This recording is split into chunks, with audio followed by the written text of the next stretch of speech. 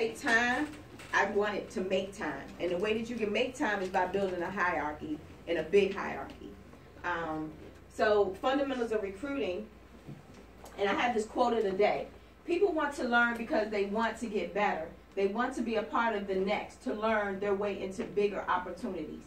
Now, when I saw this, I was like, this is the key to talk to people, because you're going to run into people that want to learn. You're going to run into people that want to make a difference in their life. Of course, doing that, you're also going to run into people that don't want to change, even though they may need to change. So remember, the people that you think this is for are going to be the people that see it the least. The people that see it the most are the people that don't even really need it. So what am I saying to you? I'm saying that people that are broke want to stay broke. People that are making money want to continue to make money. Ways to recruit. You got to have a 5-minute commercial. Social media, cold market, warm market, and lukewarm market. So what is your 5-minute commercial? If you don't have one, you need to create one. In Primerica, there's a lot of people that say things like, do you want to make money and save money? Or do you know how to make money and save money? You want to learn how to make money and save money? Do you keep your options open for making and save money? You can use any of those. You can use things like, hey, what are you doing lately?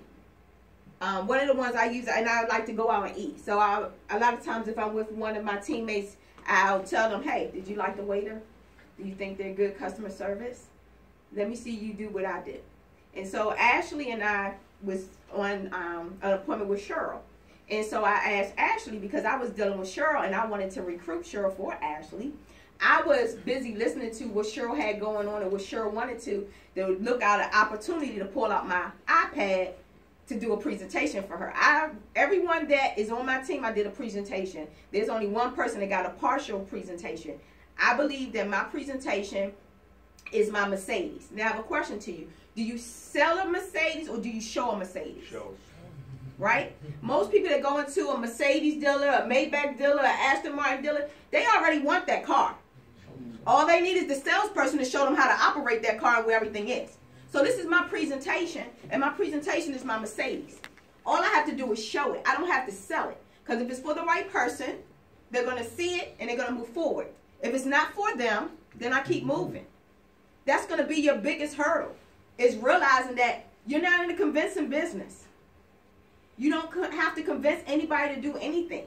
If this is for them, they'll see it and they'll move forward. If it's not for them, then you got to keep moving. Now, granted, I'm going to go over today that there's 4 types of people. 2 of those types of people, it doesn't mean that they're not ready. I mean, it doesn't mean they're not interested. It just means they're not ready. So when I go over that, just keep that in mind, that don't get it confused that I'm saying that if I'm talking to Gwen and she's saying, well, I see it, but you know what, I may need to think about it a little more. That means she's just not ready. So that means she goes back on your list and you call her again in another 30 days or another 60 days.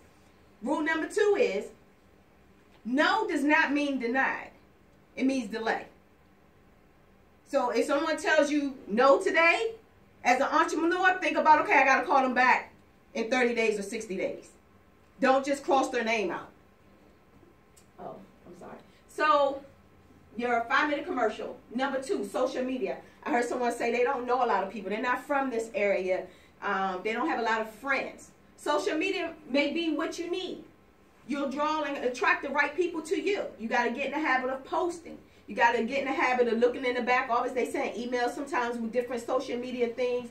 They have newsletters. Those are things that you can actually copy and paste. John does a wonderful job in our little private group. You can copy and paste some of those things. Just get his permission first. But I attract people like that. One of the other things that I have done is I go back and I look at who actually responds to some of my postings. So like when I have promotionals, and how do you build rapport? You build rapport by working, by doing things. People want to duplicate what you do. If they see that you've done it, they know that you can show them how to do it. But if you're boring and you're living a boring life, let me tell you, on social media, I live like I am one of the housewives of Atlanta. People think I really have it going on. They have no idea what really happens in my life.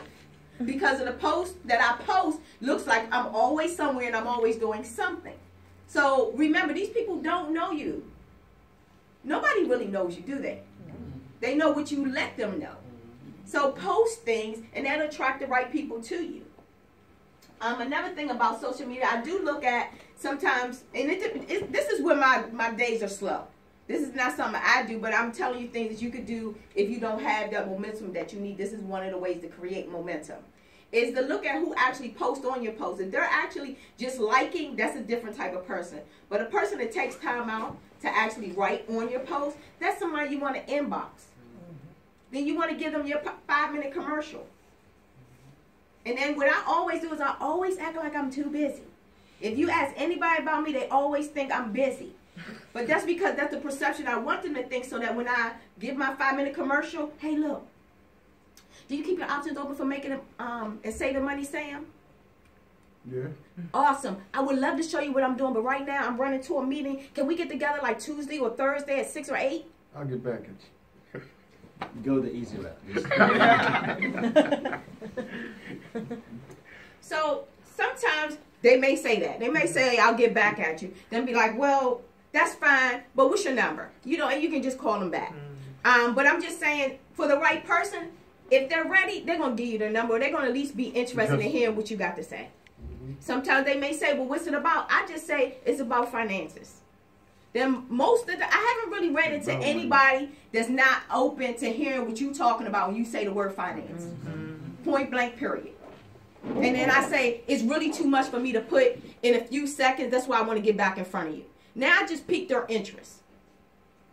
It's like the trails that John was talking about the movie. You just really want to pique their interest. If it's for the right person, like I'm in finance, right? And I'm always busy, as I got a lot going on, right? But when the person posted something, which was my upline, Donita, she posted on her Facebook page one day, I'm going to be showing people something about finances. And I don't even know what else she said, but I saw the word finances. And I said, sure, I'd love to see what you're doing. Now, remind you, I have a degree in finance, but I still wanted to see what she was doing. So if it's a person, especially most people that want to get on track, or most people that are responsible people, they always keep their mind open when dealing with finances. And then you have other people that are just afraid of dealing with their finances, so they're just not ready. And sometimes you got to help them get ready. Cold market is still part of the social media. And this is for more of my women. When you're out and you're prospecting, a lot of times if I prospect somebody in my cold market, I invite them to the business opportunities at the office. I try not to go into people's homes that I don't know. You have Tuesday nights here at 7 and then Saturdays at 10. Now, I like to double, what's the word I'm looking for? Double dip. I like to bring people to my 10 o'clock because I'm in here getting training, and they're in another room getting business op. So therefore, for people that don't have a lot of time, that's one way to multitask. And then you step out of training, you can close that person, and then you can write out an app, and then you got a new teammate. Warm market. Your warm market, we always say we need a favor, right? Most likely, your mother, your father, your sisters, your brothers, they will all do you a favor. We got to get in the habit of saying, I just need a favor. Look, I don't need anything from you but for you to just listen for a minute.